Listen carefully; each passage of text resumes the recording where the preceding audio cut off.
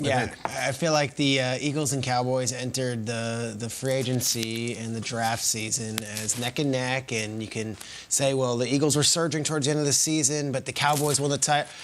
I look at the rosters, and we're not even talking about the coaching situations or the rosters. The Eagles have a better roster right now. I go into this season, and I look at what the Eagles did in the offseason, and they said, well, what we did last year wasn't good enough. Let's get better.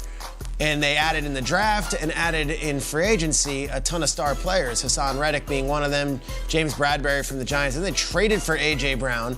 And then yesterday they traded for Chauncey Gardner-Johnson. This was a good team last year. I think they get significantly better. And I look at Howie Roseman, and he's like, say what you want about Howie. He's not satisfied with anything less than being Super Bowl contenders. I look at the Cowboys this offseason. It was like, well, we hosted a playoff game. Let's hit the draft and see where we're at. They traded Amari Cooper because of salary cap reasons. They got a 5th-round pick back, whereas Devontae Adams and Tyreek Hill got multiple first-round picks back. And then you look at the last few weeks where there's been injuries riddling this team, and I haven't seen the major move be made. Everyone wants to crush Howie Roseman in Philly. A lot of times it's the draft questions and how could you take J.J. Arcega-Whiteside over DK Metcalf. Yeah. Say this about the guy. He doesn't go to sleep at night without trying to think about how his team can get better, at least on paper. I don't know what the Cowboys did this offseason to make me think that they are significantly better than they were a year ago. Right now, on paper, I'll take the Eagles roster. Still have to play football. The Cowboys kicked the Eagles' butts twice last year. Yeah. But I think the roster-wise, I'm looking at it, I'd rather have Phillies right now going into the season. Yeah, paper versus flesh right now. I mean, no doubt about it. The Cowboys, I think, are the better team right now. Look, 12 games last year they won. They won the division. And I think Dak Prescott, I'll take him over Jalen Hurts any day right now. But I agree with you. The roster, when you look at it, it's deeper. It looks more talented. I will say this. Eagles fans, don't mistake activity for achievement, okay? We've been through this before. A couple years ago, they brought in Alshon Jeffrey. They were one of the deepest wide receiver cores and one of the deepest running back cores, and then they got depleted by injuries. They ended up winning the division with Greg Ward playing wide receiver and Carson Wentz willing them with Zach Ertz. But I look at this Cowboys offensive line, and the Eagles offensive line is better than the Cowboys offensive line in a couple different areas. But I can't understate the impact that the Tyron Smith injury is having down in Dallas already. Look, Tyron Smith has missed games the last couple of years, so this is not new for him. But it's always been 3 to 4 weeks back, elbow, knee. Like, having Tyron Smith out now totally changes up the entire Cowboys offensive line. Tyler Smith, who you said, who did they add this offseason? They added him to be the future left tackle, but he has not been playing left tackle. So I look at what the Eagles have right now at left tackle with Jordan Mailata, with Lane Johnson on the other side. They're stronger up front, and we've got the number 1 ranked rushing offense with the Eagles against the number 1 total offense against Cowboys. I think this offensive line shakeup is going to be a big factor with the Cowboys when they come down to the stretch and when they need somebody to step up.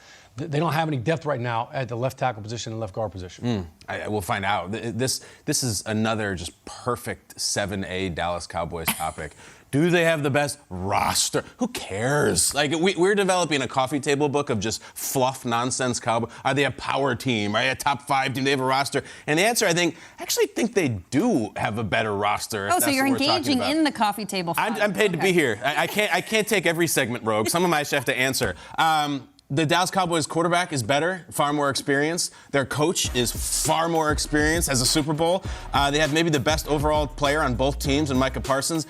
And they have a running back who makes like almost $18 million this year, who I think is maybe the 18th best running back in the league. It should be Dallas. Like, they're there, and yet, Peter, I'm kind of with you. Like, there seems to be a shifting of the tide right now. Like, there's a lot of heat on Philly, and Dallas is almost crickets, which I know they hate. Dallas. But they hosted a playoff game last year. Philadelphia was in a playoff game last year, too, with a brand-new head coach and a young quarterback, and they said, no, screw it.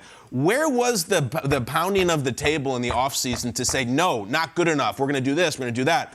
They lost one of their best linemen, and they traded Amari Cooper for nothing. That was basically their offseason, and then they got a few rookies who will maybe make a difference. I think they got better players at the star position, but, like, when don't they? They have, for my entire adult life, they have better players at the star position. It's very Dallas Cowboys. Good stars, but maybe there's more meat and potatoes with Philly, and I don't think they did much either. Like, what was the push that you made to get the championship this year? What was the oh my gosh, look what the Jones boys did. They made a gangster move and they brought in this. They didn't really do anything. How am I convinced that, like, oh wow, this Cowboys team is different? That's my problem. It seems like 50 other Cowboys teams. After Tyron Smith's injury, besides Jerry Jones trying to speak the playoffs into existence in August, that was about as much as we saw. But I would rather take the Eagles unknown than the known with the Dallas Cowboys. And that's in terms of upside across many positions, and really the quarterback being the biggest issue for me here, the biggest difference maker.